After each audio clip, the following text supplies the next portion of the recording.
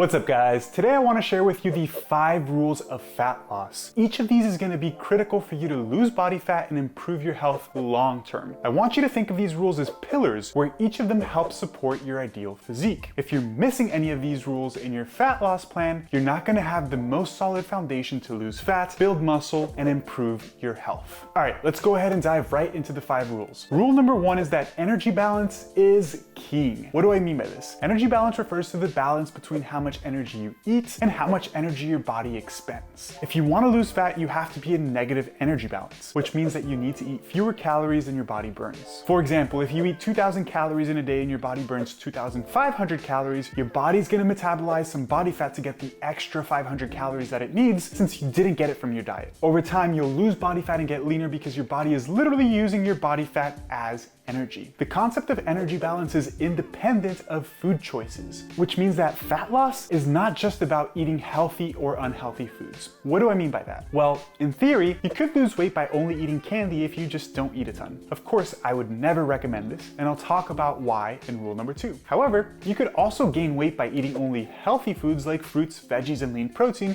if you ate a ton of it. Whenever I talk about energy balance, people immediately feel the need to comment things like, Dr. Joey, why are you promoting sugar and processed foods? Or, Dr. Joey, are you saying that eating healthy doesn't matter? No, that's not what I'm saying at all. Energy balance is what dictates weight loss, but there are many variables that influence energy balance, including the types of foods that you eat. Which brings us to rule number 2, which is that food choices do matter for fat loss. The foods you choose to eat will influence how easy or difficult fat loss feels. Sure, you can lose weight eating mainly calorie-dense processed foods like chips and candy, but it's going to be really difficult for you to adhere to your fat loss plan because these foods aren't very nutritious and they don't help keep you full. The goal during fat loss should be to choose foods that are nutritious and filling so that you don't feel hungry and don't feel miserable all of the time. In general, you want to focus on foods that are high in protein and fiber, since these two nutrients are known to promote satiety more than simple carbohydrates and fat. Also, you want to choose foods that are not very calorie dense, since you can eat a ton of them without a bunch of calories, which should also help you feel fuller for longer. Most of the foods that fit into these categories are whole and processed foods like lean sources of protein, beans, eggs, veggies, fruits, and grains. For example, if we look at a satiety index of common foods, oranges, fish, steak, and baked beans, which are all examples of whole and processed foods, have much higher satiety index scores than chips, cookies, or chocolate bars. The satiety index controls for calories and rates how full a particular food should help make you feel. Since these whole foods have a much higher satiety index, they should make you feel much fuller even though you eat the same number of calories. For example, 4 to 5 medium-sized oranges have the same amount of calories as a Snickers bar, but which one do you think will make you feel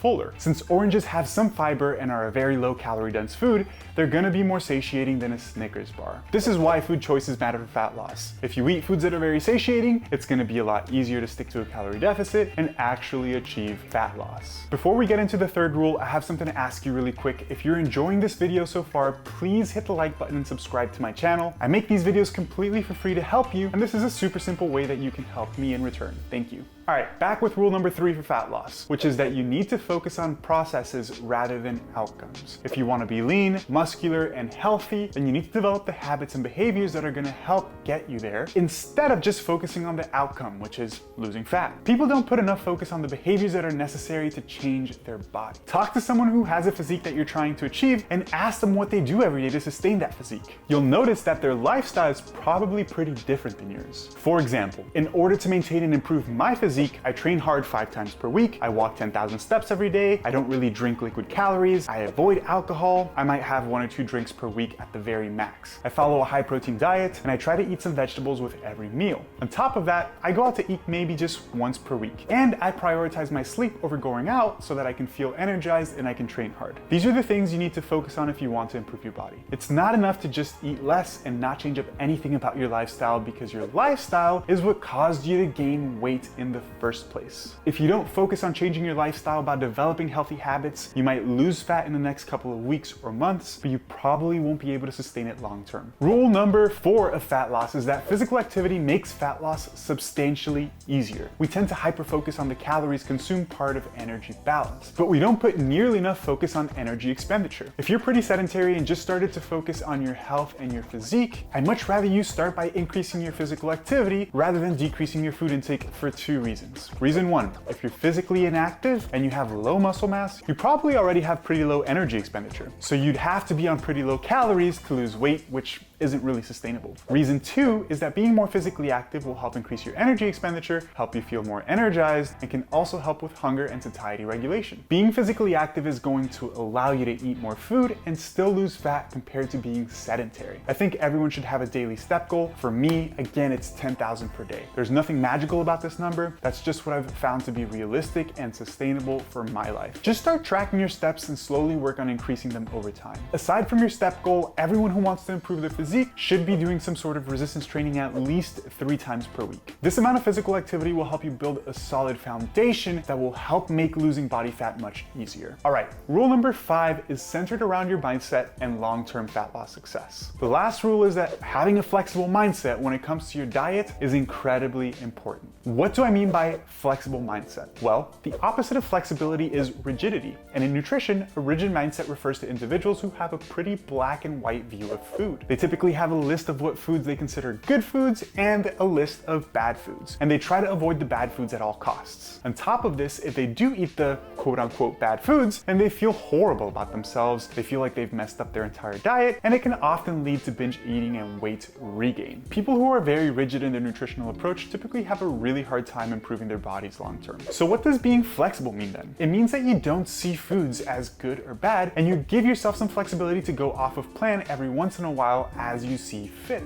There's gonna be times where you're in a situation where you don't have control over the foods that you're gonna eat. And it's important to be flexible and understand that eating some high calorie foods every once in a while is not gonna have any detrimental effects on your long-term fat loss progress. For example, if you go to a birthday party and there's some cake, it's fine for you to have a slice of cake. If you go on a date to the movies and your date wants to have some popcorn, it's fine to have some popcorn. It's even fine to put some butter on there. As long as you're staying on top of your dietary plan the majority of the time, you're gonna make progress towards your fat loss goals, and you don't have to be extremely rigid all the time. Allowing yourself some flexibility is gonna make it feel a lot easier, and it's going to increase your chances of actually reaching your goal and maintaining your fat loss long term. All right guys, that's gonna wrap it up for this video. If you're interested in learning a bit more about nutrition for fat loss, make sure to download my free Nutrition for Fat Loss ebook. The link will be in the description of this video. Peace.